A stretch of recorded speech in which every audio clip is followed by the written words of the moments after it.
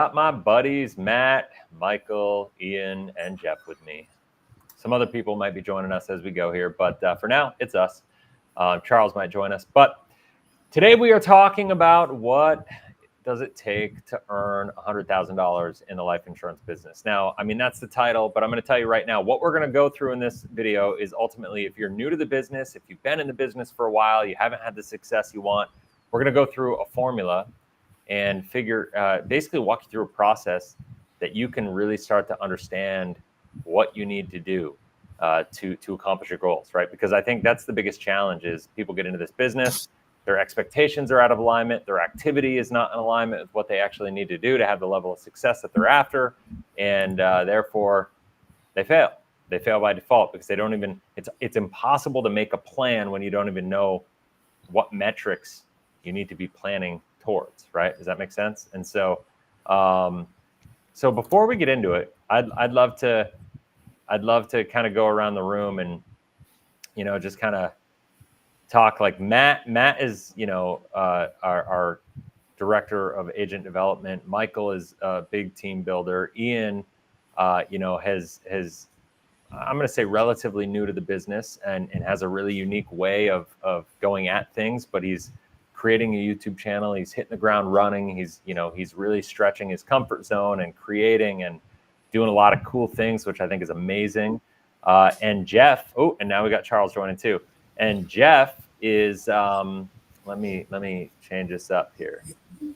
And Jeff is, he's had experience. He's been in the business. He's been doing it for a while. He also has another business. He's in this, but he's really passionate about it. He's also creating content, doing his thing. Charles, kind of very similar to Jeff, doing different, businesses from a full-time job perspective, but really passionate about this. He uses his strategies in his personal life. I think out of all of us, who here has made six figures selling life insurance? Okay. So 3 of us have, and 3 of us haven't, which I know a couple of the guys on the call were like, I'm not sure what I have to offer, to the call because I haven't really done it. I think you guys actually have more to offer on this training than you realize because of the fact that, you're doing the work, right? You're focused on the right activity. You're focused on, the process, and you're building a pipeline and you're getting everything in place. And I think as we talk through the different metrics that we're going to cover specifically, it's going to help. And my objective in this is to really, this is something I love to teach because I think if you're going to be an insurance agent and you're going to be in this business, and at the end of the day, we're not missionaries, right? Like one of the things I love most about what we do is the money that we make is going to be directly correlated to the value that we add into the marketplace, into the communities that we're trying to serve. And I truly believe that if you do it the right way. And at the same time, sometimes, let's face it, we got to think about, is this a viable profession for me to be involved in, right? Not how much money can I make? What's in it for me? But like, is it viable? Because the answer may be like the way that you want to do business, the way that you're willing to prospect. And when you have clarity about what I'm about to cover, maybe you realize that this is only ever going to be a side hustle because you're not willing to do more than is required then what will provide a side hustle type income. Now, I mentioned it the other day, like I think it's a much better side hustle than Uber, or something of that nature. But at the same time, is it going to be a side hustle, or is it something that you can actually sink your teeth into, that you're passionate enough about, that you could actually grow into it becoming a full-time thing and even creating a wildly abundant life for you and your family and all the people that you are looking to serve. So anybody have anything they want to add to that before I get into it? Well, I think when people have the mentality, oh, this is my side hustle versus this is my career, this is what I want to do. I think the difference is belief. Because if the person that looked at this as a side hustle actually believed they can make this a career, they would actually do it. They'd go after it. Oh yeah, for sure. Without a doubt. Charles, you want to say anything to that? Yeah, I mean, if it's a little bit challenging if you approach it as a side hustle. Like if you truly want to be successful and create consistent results, you have to pretty much say, this is going to be my full-time gig. that's how I view it. But that, other people might see it differently. So that's where I stand And on it. And that's how I'm approaching the business myself. And that's coming from a guy who's working a full-time job. So, I think what he's saying there, and I'll just say it for you, is that it's not that you're working a side hustle. You're working a full-time job and a full-time job. You're treating this like a second full-time job. It's like when I was in college and I was going to college full-time and working full-time at the same time. It's like managing both things. Correct. But what I do see is the opportunity, right? Mm-hmm. Like what I like to say is the longer you stay in this industry, the more opportunity finds you. Mm-hmm. And so like my ideas and where I'm headed, it's like I have like exponential growth. And that's why I like it. Coming from a W-2 job to becoming your own business owner, helping people, protecting people's lives. I see there's so much further trajectory that I have to go. And that's way more exciting than clocking in every day and having a steady income. Yep. No, I couldn't agree more. So what I want to do, let me see here. I got to get my board here. I'll expand my screen and get my little button here, and we get to go here. So what I want to use, what do you guys think? Should I focus on the 50,000 income or should I go higher? You tell me, because it doesn't really matter to me. Because as we go through this, we could talk about whatever number is realistic. I kind of thought 50, even though I said 100,000 in the title. I kind of thought 50 would be better just because it's like a more of an achievable result. But maybe, I could do whatever. What do you guys think? Yeah, once you can hit 50, you can hit 100. It's just amplifying what you did to hit 50. So I think 50 is a great place to start.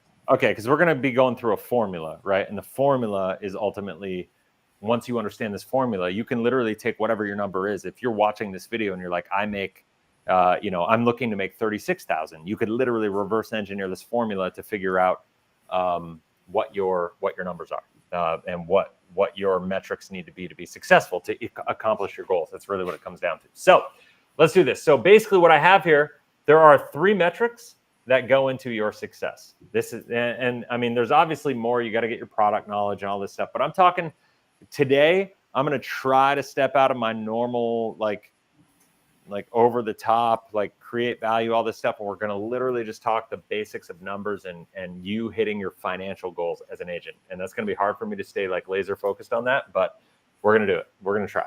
So there are 3 metrics that go into how you get paid, how you get compensated, how you will actually reach your goals. Now, what we're going to do here is we have to realize, what is your compensation?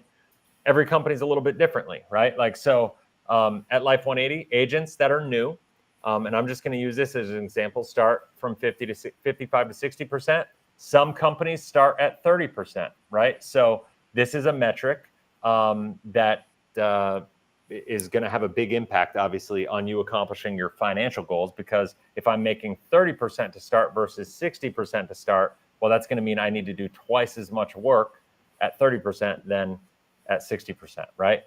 Conversely, as I, have success, all these companies have compensation plans and you start getting, raises and your income goes up. Well, maybe you go to the 80% level. And so therefore, you can get a lot more accomplished at 80%. So these are all things that you kind of have to look at your benchmarks and timeframes and all these things, and that will help you.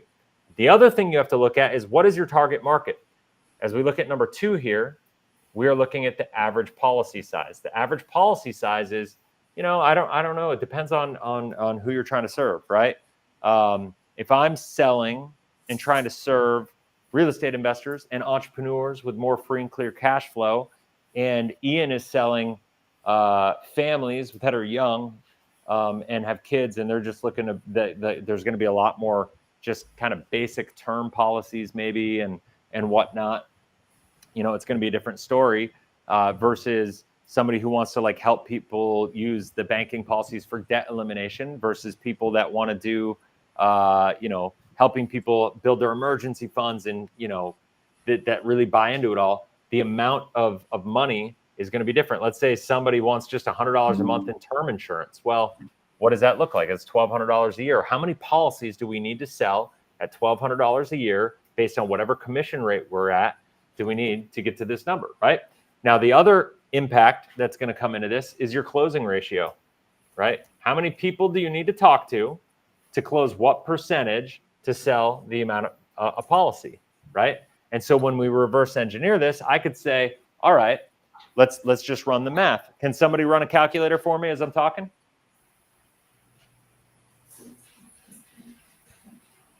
Yeah, go ahead.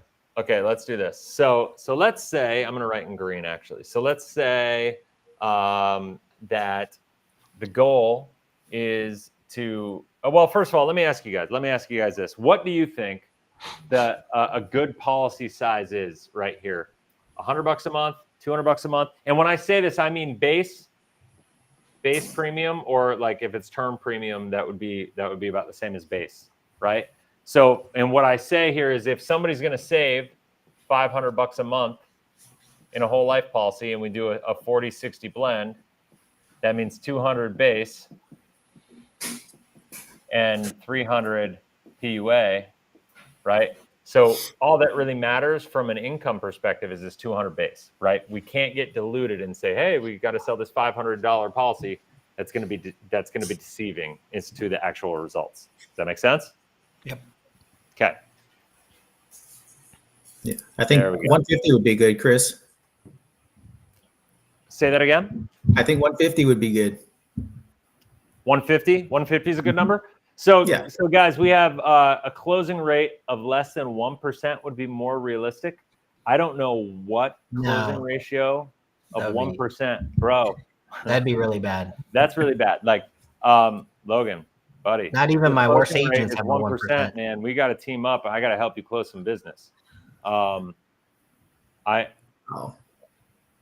Well, believe me, Bud, we're going to get there, but we got to start with the numbers. The numbers absolutely matter. We'll work into the prospecting, but if you don't understand the volume that you have to have for prospecting, right, the numbers are going to give you clarity to set the expectation in alignment with the prospecting. That's the entire point.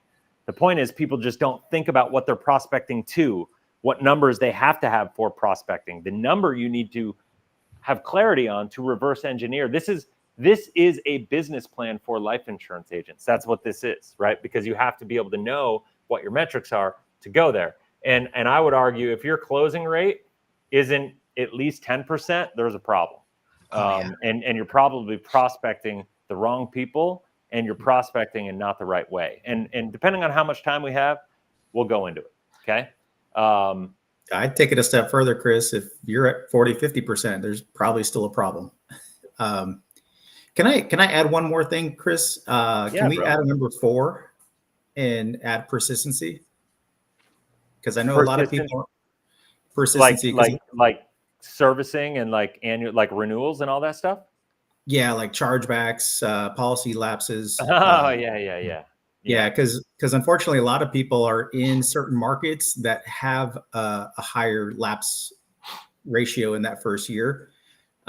We're in a great market where we don't really deal too much with that, but there are people out there when they're watching this, they're going to deal with this issue too.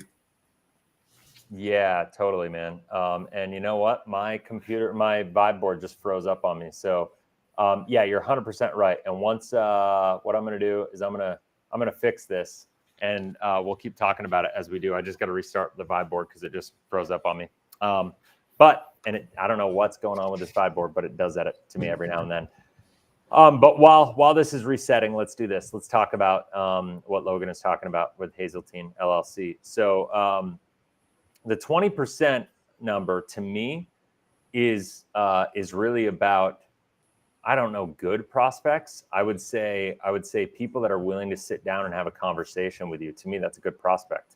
And if somebody's willing to sit down and have a conversation with you, I would argue that you are intentionally identifying people, right? I would say of the people that you are identifying and trying to sit down and have a conversation with you, once they're willing to have that initial conversation with you, that's a relationship that is considered a prospect.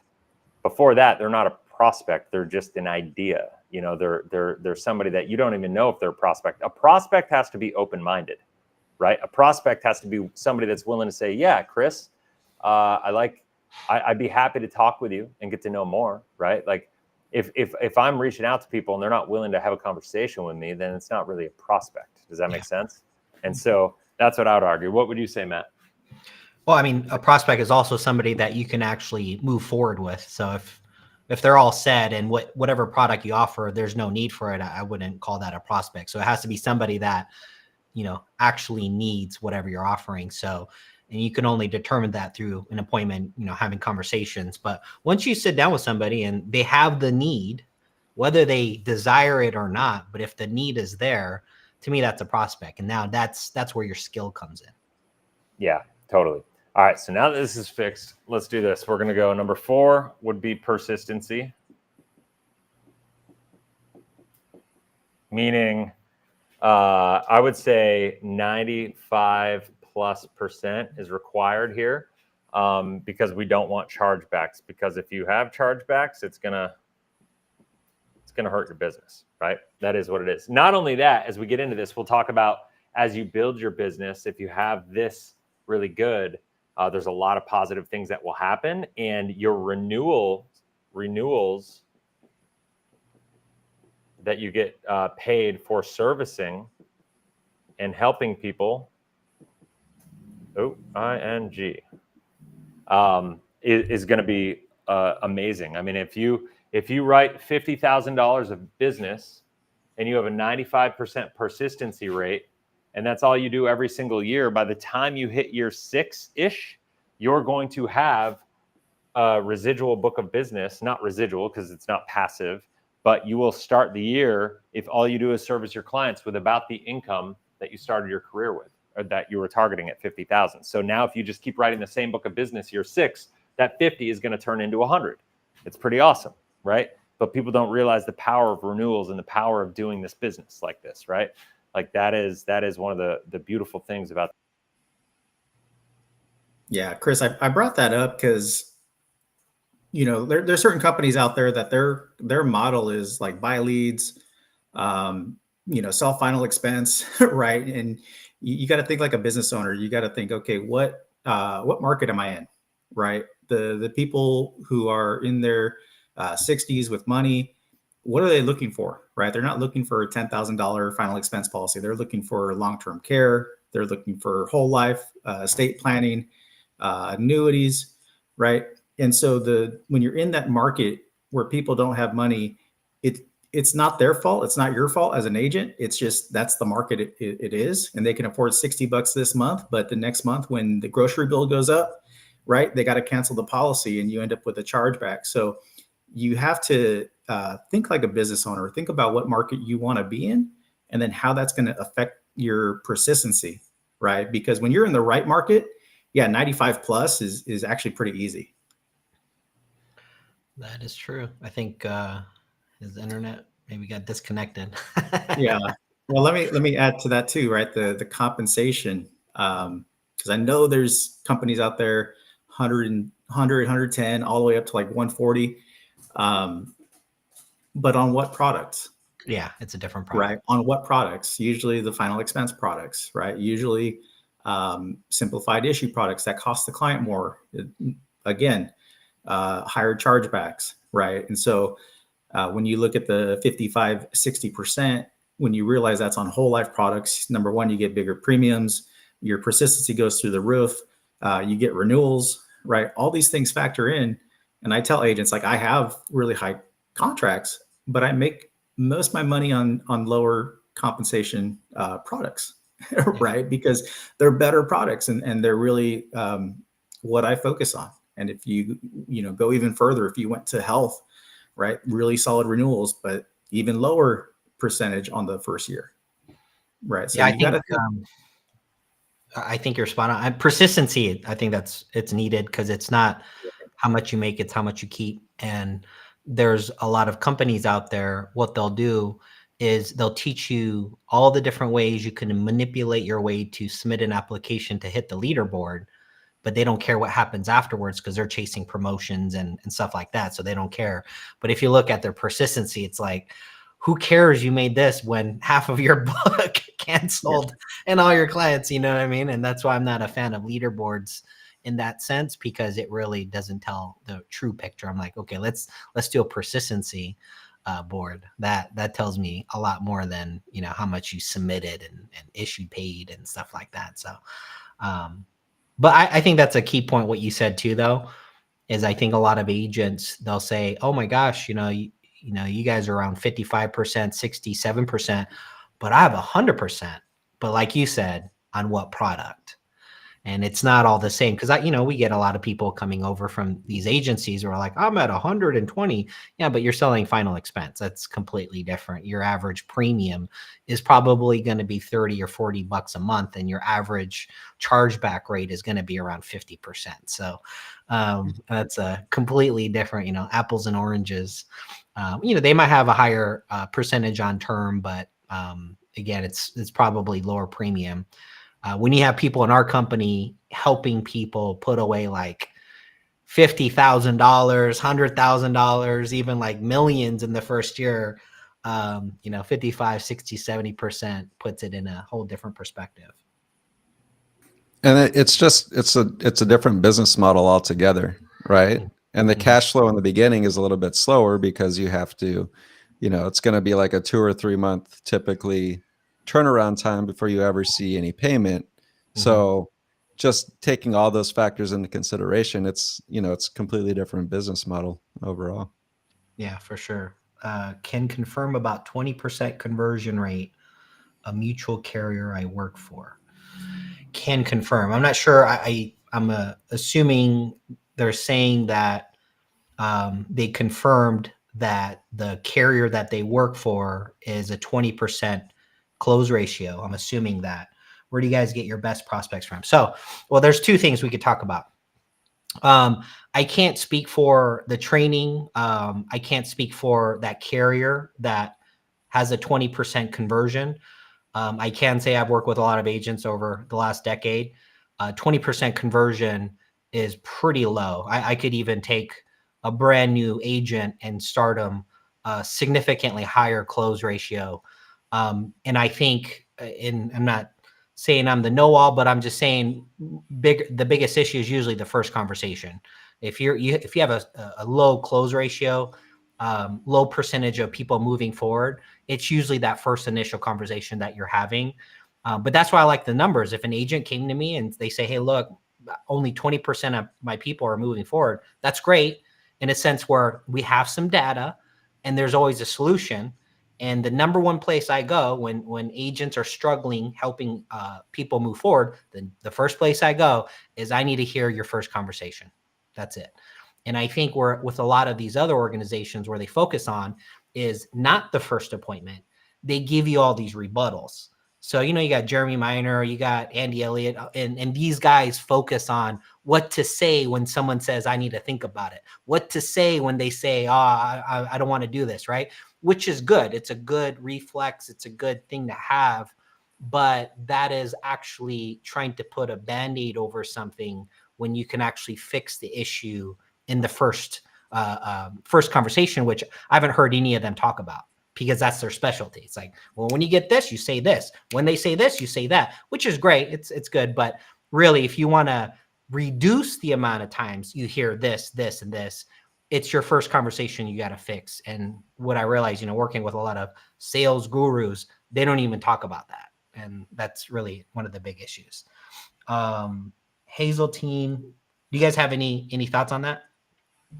Yeah, I'll say something. I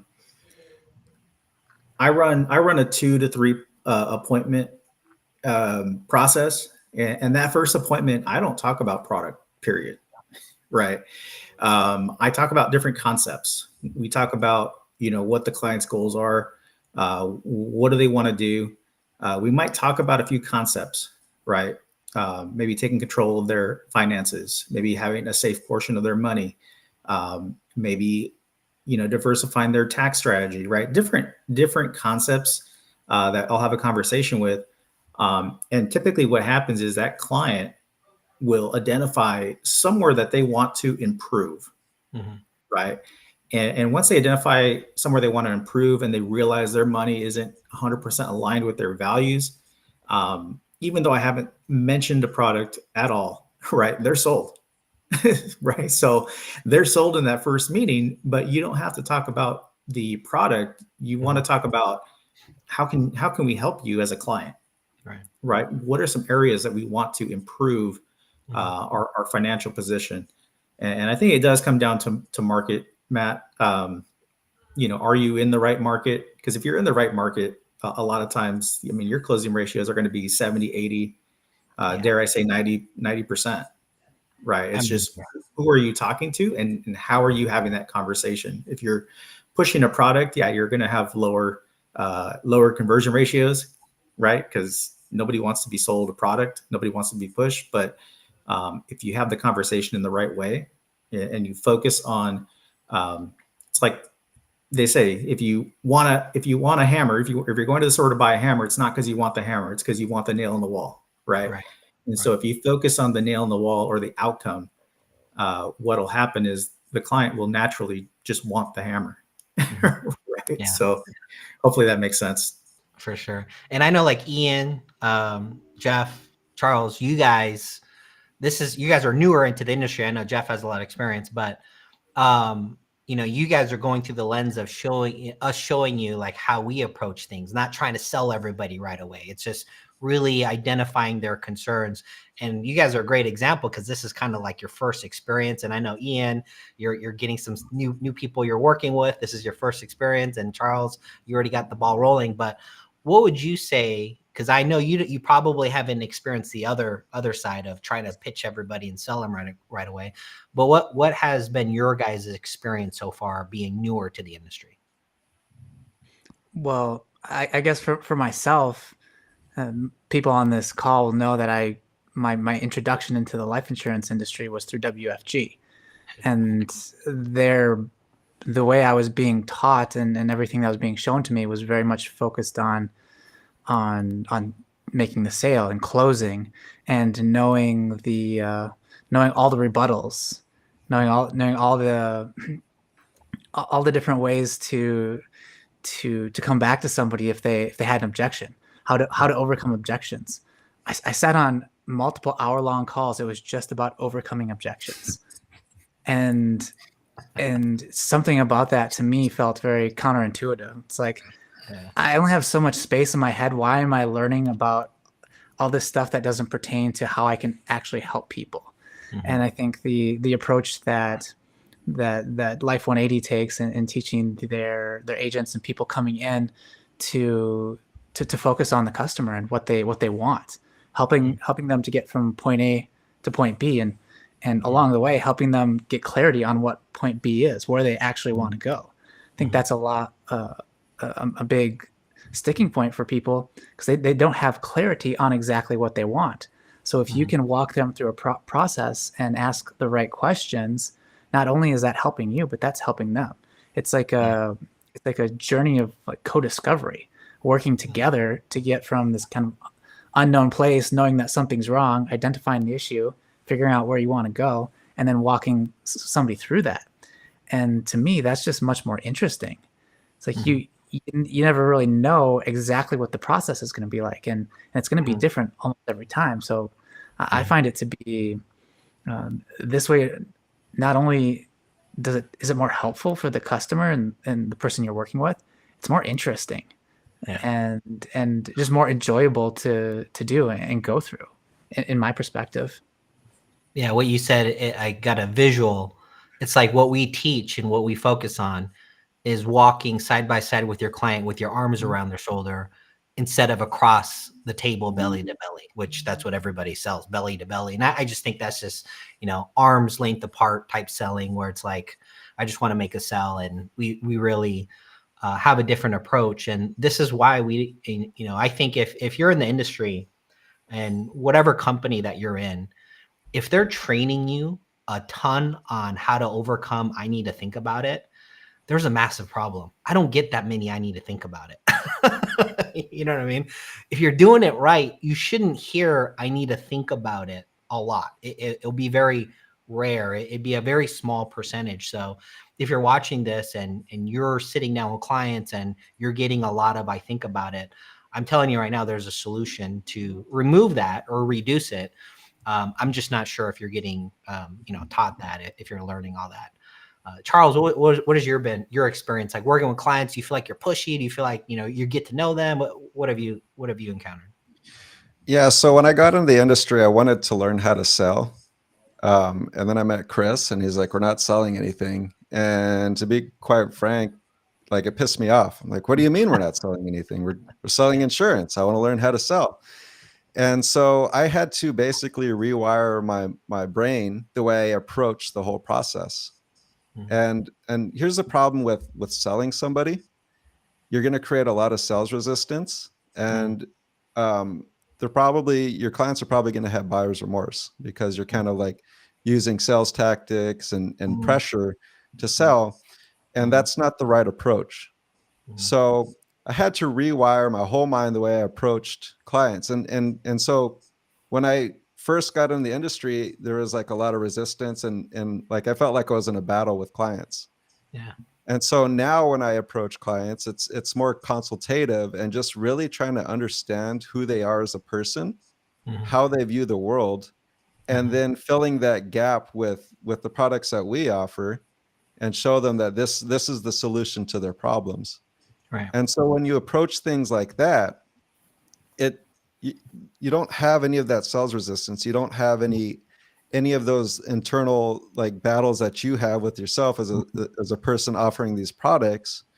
But it took a while, and so I'm grateful for you, Matt, the way you approach things. It's a much more smooth process because you're actually helping people. Yeah. And you're doing it from a way of service. Like you're trying to serve the person in the highest level possible, right? And Michael approaches, his clients the same way, and so does Chris. And so just having that mental shift is so much more powerful. Now it might take a little bit longer to develop those skills, right? But once you develop those skills, you have those skills with you the rest of your life, which is way more important than just learning how to close, doing the ABCs, right?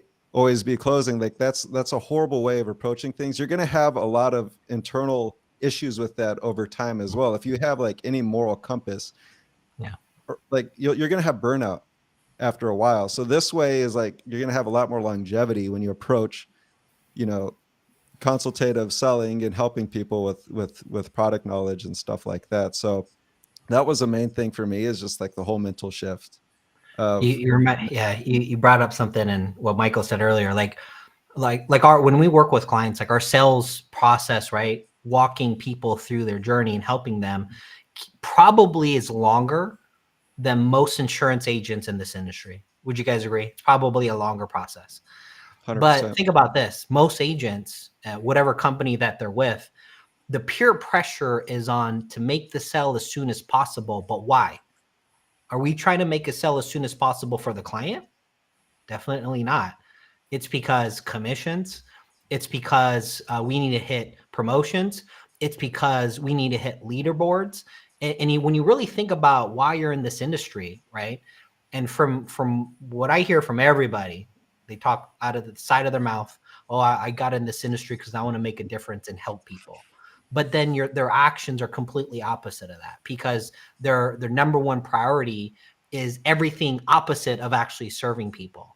And that's really my problem. And, I'm not here to judge anybody. It is what it is. I've been on that side. And it's just, even for me, coming over to Life 180, just this approach is like, wow, we're actually doing what I thought we should be doing in this industry. Like, this is how I pictured it, right? And then going into other companies, how I pictured it, but what I was taught to do was completely different. And what you said, Charles, after a while, it burns you out. And I think it burns you out because internally you feel it's not right, right? And you're like, I can't continue to do this. Unfortunately, there are agents out there that can do it all day, all night, forever, because they don't care about people no matter what they say. That's just you always have bad apples in every industry, and it is what it is. Jeff, I know you've already had an experience in the industry with another company. They had their own approach. And I remember when you first came on and you kind of told me like, this is kind of what they train, and it seemed like there were some gaps. Now coming over, what has been like the big experience, like to change or shift that you had as far as helping clients working through that?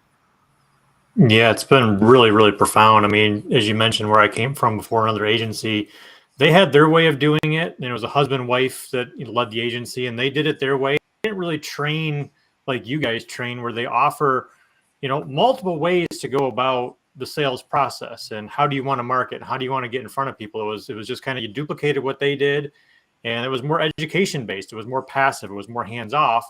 And the idea of, if you educated through like a seminar or workshop or webinar, then people would want to come and sit down with you, and then you could just naturally go into the conversation. And that worked. I mean, we've sold, numerous policies that way. But there was definitely gaps. And it was exactly the word I was going to use, Matt, was there was gaps in my understanding of how do you communicate. And I've always heard this from other mentors in the marketing space, is you close by opening. And so you don't have to worry about how do you overcome all these objections. If you're doing things on the front end correctly, then it's just a natural process. And I've hired mentors outside of our agency that we were with before in the marketing space, and trying to dial that in of what does that actually look like to be able to open someone or close someone by opening them. That's what I've finally learned here through you and Chris, Matt, is being able to really understand the sales psychology. And it's not even sales psychology, it's an alignment psychology. It's asking the right questions, it's probing, it's having an internal desire to want to help people and leading with that energy, so that you're asking the questions that mean something to the client and extracting the information that is relevant to what you're offering. And if there's an alignment there, great, you can continue to move forward. If there's no alignment there, then you can also part ways and know that it's not the right fit for them. And I think that was what was missing for me, is how do you navigate that conversation? How do you know what to say? How do you, just know how to probe and do it in a conversational way, not an interrogative way? Those are a lot of the little things that, you've done a great job, Matt, on the weekly trainings of just teaching that. It's something that you have to hear over and over and over again. You can't hear it one time and now you're a sales guru. I mean, I've listened to some stuff recently enough, was Andy Elliott or who, but, they made a good point about if you, in life insurance, you take your test and you're hired by a company like that next day, you're a salesperson. But what education did you take on sales? Well, zero. Nobody knows anything about sales. And there's such a wide spectrum of sales. It can be anything from ramming it down somebody's throat like a car salesman, all the way to what we do, and anything in between. And so how do you gain that knowledge and experience and find what way is going to work for you to sell to your market? And those are all those gaps that have been filled by Life 180. So I'm definitely thankful for what I've learned here, because it's helped me be a more trying to think of the word is I'm looking for, just being able to be more authentic, I guess, is position myself as an expert and be authentic about it, and not coming from a sales position and coming from I got to convince this person. It's no, let's see if there's alignment, and helping someone navigate to really find their own core values and beliefs. And it's more of a leadership role of anything than it is a sales role. So yeah, those have been some of my takeaways. What you said is spot on, man. I try to tell agents, because I always ask agents, how, do you feel comfortable being a leader? And most agents like, yeah, I'm not into leadership roles. Yeah, I don't want to work with a team and work with a team. And when I say that, I'm not even referring to building an agency. I'm thinking, I want to understand how comfortable you are in a leadership role, because when you help clients, when you're working with clients, you are a leader. You're going to have to lead them in a way, right? And so that's awesome that you said that. We had a comment here. It says, I want to see what you guys say and what you guys think of it. What I found is that if you can get in front of the right prospect, it's not too difficult of a sale. The challenge is, how do you consistently get in front of the right prospect? What would you guys say to that? So I would say that, and what I'm grateful for Life 180 and what Chris is like an open book, and he'll tell you like exactly how he generates leads and how he's been able to create a machine. It's taken him years to create the machine, but what I would say is creating your authority platform, right? So I have my own YouTube channel. Everybody on this call has their own YouTube channel, and they're creating their own authority platforms. They have lead generation, ways to generate leads, whether it's a master class or if it's a webinar or, whatever it is, everybody's created their own lead system and they're creating content and they're educating people. If someone wants to learn about whole life, or if they want to learn like why an IUL isn't maybe the right choice, they can hop on and start learning from one of us on YouTube. Right. So we're creating our own lead system. And when you create that, you're attracting the right prospects to you. Matt talks about how when he first met Chris, and he like one of the leads came in and he was like talking to Chris, and Matt was there, and he's like, holy crap, that was the easiest sale I've ever seen in my entire life, because the person already likes and trusts the person that he's talking to. He's talking to Chris, probably watched 100 hours of his videos. We have the power to do that ourselves. We can do that ourselves. And what it's going to take is it's going to take a lot of time and it's going to take a lot of effort. And you're not going to see very much progress for many, many, many days and hours of work that we put in. We're not going to see that progress. But you start creating the snowball effect, because now all of a sudden you're creating this whole platform. And when you create content, it lives on forever. Once it's out on the internet, it's there. And so you're creating this whole snowball effect. And after a while, you're just going to start having leads come in. And one of the biggest things that I've had to realize myself is creating my authentic, like coming across being authentic. I didn't know how to do that. And part of that is like self-discovery of myself.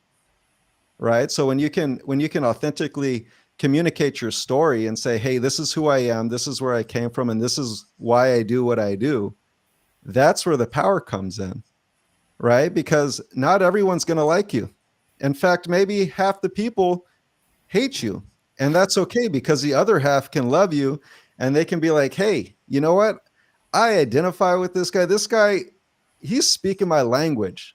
And those are the people that make it so easy to help guide their process, because you're speaking their language and they already know, like, and trust you because I've already watched 100 hours of your content. So yeah, it's going to take longer to get to that point. But once you've created that machine, because that's what it is, it's a machine, that's where the magic comes into play. And that's where you create this unending lead machine. Spot on. So you're focused on attracting the right prospect. And forever, I'm going to read it again. So the next, whoever else wants to respond. So what I found is that if you can get in front of the right prospect, it's not too difficult of a sell. The challenge is, how do you consistently get in front of the right prospect? Who else has a comment on that? Yeah, actually, I want to kind of like add on to what Charles is talking about with creating your authority platform. It takes time, right? But I think what happens is a lot of people get into this business and they have certain goals, right? And what quickly happens, sometimes you end up with an upline and not a mentor, right? And I know probably some of you watching this like know exactly what I'm talking about, right? They're an upline, but they can't help me think through things. They just tell me like, hey, or they're a manager, like, you got to make this many calls, this many dials, go buy these leads. And you got to like think critically, like start with the end in mind. What do you want this to look like in 3 to 5 years? Right. And if you want to keep dialing leads in 3 to 5 years, then go that route, right? Just buy leads, don't have a relationship with your clients. Even leads have different levels of the relationship. So a lot of my business comes from referrals, and it's because I've developed relationships with people, different people in different industries, like real estate, like CPAs, but I've also helped clients, right? And so sometimes I get referrals from clients as well. And what I'd say is, if you buy a lead and you're just a telesales, right? There's like no relationship, right? You might use leads, but then you might develop a relationship. And then you might have leads that you went out and got personally. You networked, you shook their hand, you looked them in the eye. They gave you their phone number personally, and they're expecting your call, right? Those leads are going to be a lot better than the leads that you bought. And you can go do that. And then there's clients, right? And there's already a trust built. You're going to do your annual reviews. And that's back to like, how well are you helping them? How much value are you bringing? Are you the first person that they think of? in the space, right? And are you nurturing those relationships, right? And the reason I bring that up is because a lot of times what Charles is talking about, you're not going to see $100,000 in the first year. I didn't make $100,000 my first year. I didn't make it the second year. It wasn't until the third year I finally made some money, right? And so, are you willing to focus on the big picture, on the end goal, or are you focused on the money, like your next paycheck, right? Because if you're focused on next paycheck, then yeah, go buy leads and get on the phone right away today, right? And don't worry about developing relationships. But the problem is you're going to continue to be in that race, right? You're going to continue to have to run that way. And so if you can kind of pause, step back and say, hey, how do I want this to look in the next 3 to 5 years? Do I want good client relationships where I'm getting referrals from my clients? Do I want an authority platform that also attracts? You have to take a step back and say, hey, I need to build these out so I can consistently be in front of the right people. It might mean you do a lot of work and not get paid this year, right? But in the long run, is it worth it? For me, absolutely. But you got to start with that end in mind. This is a big one. I think this, I mean, we could talk hours for this. Ian, Jeff, do you have any thoughts on that comment? Well, I mean, I think talking about building relationships is really important. And you can do that in any number of ways. We're in a time where now that we're on the internet, we can be on the internet. You can build that authority platform and start to build relationships without talking directly to an individual. We can create content and put it out there, and people can start to get to know, like, and trust us, as Charles said. And I think being able to do that in an authentic way, like Charles pointed out, it makes the process just so much easier and more organic and just authentic. I had a call with somebody who watched some of my videos online last week. I'd never met the guy, and he reached out, set up a call. We got on the call, and it was just like, hey, it was just like somebody, almost like there was this level of knowing each other already because he'd watched some of my stuff, and the conversation, it was, I was almost prepared coming from the WFG model. You almost go into those conversations with a level of preparedness for conflict. Like that's kind of your, like, the energy you go into the conversation with is ready for objections. And this was just so much different. It was just a conversation with somebody who on some level already knew me and was comfortable with me in a certain way. And so it was fun. It was just like getting to know the guy on a more personal level, and again, walking him through that, trying to figure out what was really going on. It's like more of a detective and kind of leading and figuring out where we need to go. But I think what you said, Michael, about building relationships, with the approach that we're taking, it doesn't have to be an individual, a lot of time with one person just to build a relationship. We can kind of shortcut that process by building an authority platform and being authentic and trying to bring value to the space and educate and do all those things. I think there's a lot of value in that's not necessarily tangible until later on down the road. And it's been months, and I'm starting to see the fruits of some of the labor and the long hours of shooting video and editing and just creating a website, like the whole thing, like the results are starting to come in, and it's not at all what I expected. And it's getting easier and easier. And I'm just, really grateful for, to have found this Life 180 and to have adopted this approach. It's just, it's something that Jeff said, people get burnt out when there's a lot of conflict. Yeah. I definitely see that would have happened had I stayed on the trajectory that I was on. That's not my personality. The trajectory that I'm on now, it's just much more harmonious, and it's exciting to me to think that I have a call with somebody tonight. This is a new friend that I'm going to be making, and potentially a long-term business partner, and somebody who can give me referrals. I think the power of your situation, you just started creating content on YouTube. You don't have a lot of followers, a lot of subscribers, a lot of videos, right? and you just commented on someone else's channel, they clicked on your channel, watched the few videos you have, and you had an appointment. And this is like a big deal. Like, you know, if it's the one that you shared with me, like the difference that you're going to be able to make, and just that whole story is so freaking awesome. And that just shows you the power. And I think, you know, Hazeltine, he's talking about how do you get more of the right prospect. I have my opinion on it. I'm going to get to it. But so far with Charles, Michael, and Ian, you guys are talking about, well, you can attract the right prospect. And there's definitely, it works. Takes a little bit longer. It definitely works. Jeff, do you have any insight on that? Yeah, a few things come to my mind, you know, just looking back on my many years doing this, you know, kind of on a part-time level. I think one of the things that stood out to me is, you know, in his question, he, you know, get in front of people consistently. And I'm reminded of the principle of homeopathy of like attracts like. So if you're wanting consistency coming to you, are you being consistent with what you're doing? And that's something that I've found a lot. And what I've done is consistency of creating content, creating Facebook posts and putting your message out there. And I think part of doing that is, and this is something you speak to all the time, Matt, is course correcting. And I don't remember what success book it's in, but they talk about, you know, if a flight left New York and it's headed to LA, that 99% of the time that flight is off course and it's making adjustments along the way.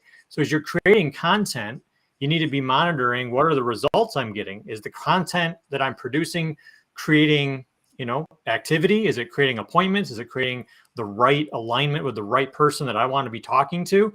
And if it's not, then you need to have adjustments. And that's where you guys have spoken to already, having the mentorship to be able to do that. Because I know a lot of people in this space, a lot of, like you said, the mentors, they've never really had true success in the industry, maybe to where they can know how to pinpoint areas you need to improve and make adjustments. Like that's not part of their experience level. They just might be able to, you know, teach you one or two aspects to help you. And maybe that's not what you need. So then you're not moving the needle. You're not making the right corrections to what you're producing for content. And so, you know, I think it just goes back to being a leader and on the front end, creating consistency. And I know almost all the business that I've closed, it's only closed because I was a consistent leader on the follow up and follow through. Hey, you reached out. You said this was important to you. Let's make sure we get this done. And sometimes it takes months or years for a case to close, but it was because I came at it from the energy of, I'm going to be the leader. I want to, you know, help this person with something that they said is important to them and closing that. So to me, it all comes back to those couple of things, being the leader and being consistent with the action that you take, and then making course corrections on, you know, if the results aren't quite there, having the mentorship to know what to do. Spot on, man. Spot on. So I want to take a different angle on this. So we were talking about attraction marketing and stuff like that. So Hazeltine, so he said this, if you guys are just joining us, somebody left a comment, and I think it's a very important comment because every agent's going to experience this, and this is something that, you know, you're gonna have to work through. One of the comments was, what I found is that if you can get in front of the right prospect, it's not too difficult of a sell. The challenge is, how do you consistently get in front of the right prospect? The way I look at that is, it's dangerous in this industry to look at and label people whether they're the right prospect or the wrong prospect. And here's why. A lot of the times it removes the accountability, your lack of skill. Meaning you might have sat with somebody and thought they were not the right prospect, but I could have sat with them and made them, you know, help them move forward. And so a lot of the times the difference between really highly successful agents and agents that really are mediocre, they take time to move up, is the difference of having an internal locus of control or external locus of control. What I mean by that is, an agent that has an external locus of control, they look at all the circumstances, encounters with clients and all this stuff, and whatever happens, it's because of circumstances and events, things outside of them. Oh, they just weren't interested. Oh, they just were not the right perspective. Oh, they're just a loser, or, oh, they're just broke, right? We always blame things outside of us, right? And I'm not saying it's always 100%, but if you can change it and come from an internal locus of control, I can say this client decided not to move forward. Doesn't mean they weren't the right prospect. It means I lacked a skill, because I truly believe every single person has a key that can unlock them. You just didn't have the right key. So now it questions, okay, it forces you, how can I get better? That's where agents struggle. They put the account, they remove the accountability, and it's always the client, it's always somebody, it's always a training, it's always my mentor, it's always my upline, it's always my company. Blame, blame, blame, blame, blame, right? But the solid fact is, this is my truth. This is my truth. I don't close everybody. I don't know any agent that closes every single person, right? But this is my truth.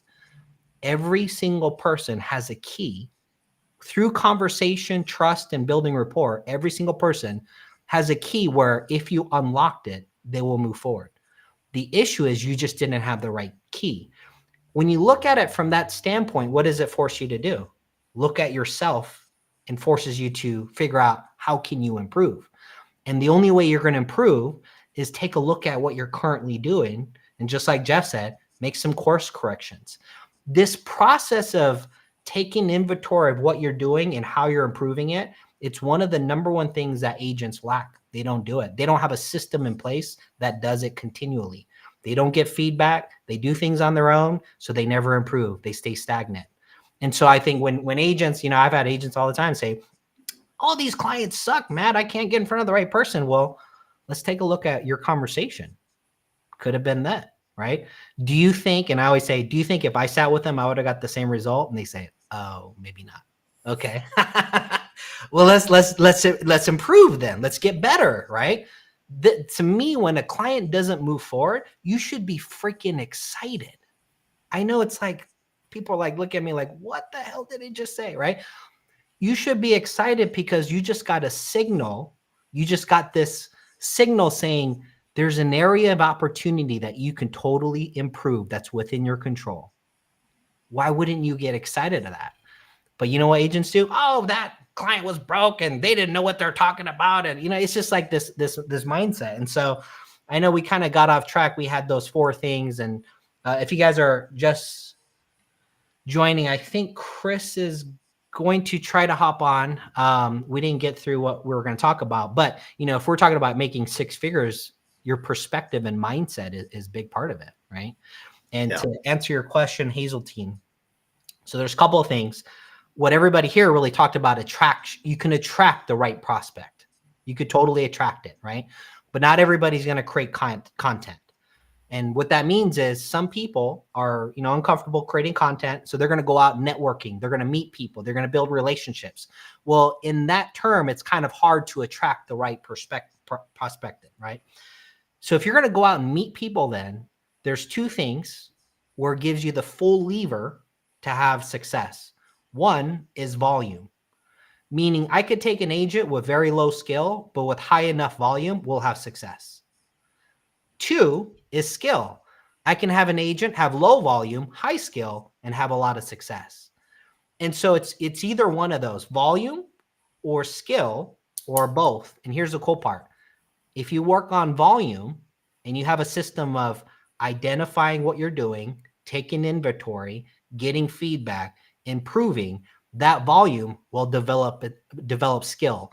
And when you have volume and skill, there's no bad prospects. Everybody's a prospect at that point. And so I think when, it's easy for us to always blame outside of us, but we got to look within, right? It starts with us. If we get an experience we don't like, that's not desirable, it's us. Figure out what we said, how we said it, right? We get what we put out into the world, and a lot of agents just don't look at it like that. I've worked with agents and they're like, Matt, these clients are broke, da, da, da, da. And I hear their conversation. I'm like, you're totally scaring them off. Even in the whole life realm, a lot of agents, they start talking about whole life and PUAs and base, and agents forget our knowledge and a lot of the terminology that we know, the public doesn't understand.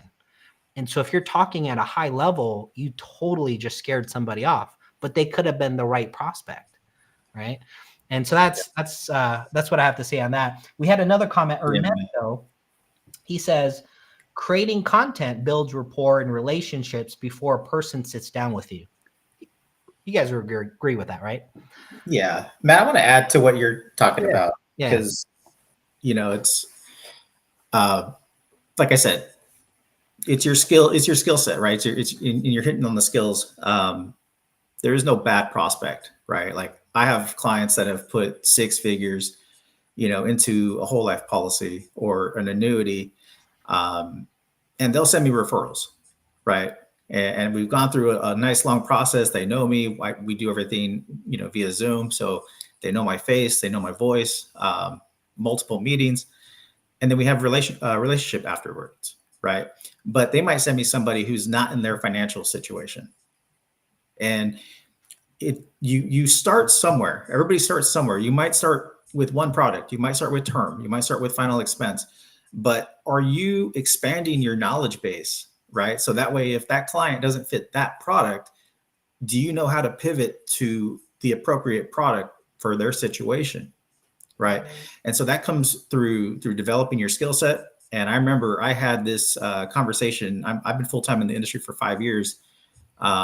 Before I left my full-time job, I was doing this part-time, and I had a conversation with a guy. He's an entrepreneur. He worked at the same utility company I used to work at in Southern California. And I had a conversation with him downtown LA, and he's like, hey, I was telling him my plan. This guy had left the company as well, started his own engineering firm. And then that company ended up becoming his client. They used him as a contractor. So it's a pretty cool story. But I told him, I'm saving my reserves, I'm doing this. And he kind of stopped me. He's like, Michael, like, your savings don't matter. He goes, whether you have 2 months of reserves or 2 years of reserves, the only thing that matters is that you perform. And it hit me, like, a lot of people think with that 9 to 5 mindset, like, I got to prepare. I got to, like, well, the preparation is your skills. And that's what he was telling me. You're doesn't matter what you have in the bank. If you can go out and you can perform, you'll never have to work for anybody else ever again. Right. And so that's that development of your skills. And one thing I'd say is, like, are you aggressively, obsessively developing your skill set? Right. And like I said, it might not show that first year. It didn't show for me, but I can tell you, I was obsessed with developing my skill set with the product knowledge, because the competence develops confidence. Yeah. Right. Sure. And so, and then not only that, you're able to pivot, you're able to have better conversations, you know how to maneuver. Mm-hmm. So your closing ratio is going to go up, but are you aggressively doing that? And I remember I was up from, my daughter would go to bed at 9 o'clock. I'd be up till 1, 2 in the morning, reading books, reading the marketing material, reading the products, running illustrations. I was aggressively learning this. I was obsessed. And I know, like Charles, like he said it, he's working a full-time job, but he's treating this like a full-time job. He's obsessed. Mm-hmm. And so my question is, like, do you have that desire and belief to focus on that end goal? And are you obsessed? Because if you want to make 6 figures, I truly believe you got to be obsessed. Wow. Yeah. That's a requirement for sure. Yeah. All right, guys. Well, looks like Chris will not be able to join us. Some internet, if you guys don't know, he's out in the Dominican Republic, and sometimes the internet goes out. But stay tuned next week. I think we're going to carry on and get through, because I know we had some really awesome stuff we were going to go over. But I think we touched on some really key points, and that's adds value to a lot of agents. But stay tuned next week, Wednesday, same time. See you guys then. Any last comments, anybody? No. Oh, great All stuff right. today. I think, even though Chris didn't be able to stay on and we didn't cover the message, I think we still gave a lot of value and spoke what shared the needed ball to be very spoken well. today. So great stuff, guys. All right, guys. I'll see you guys next week. See you, everybody. Take care.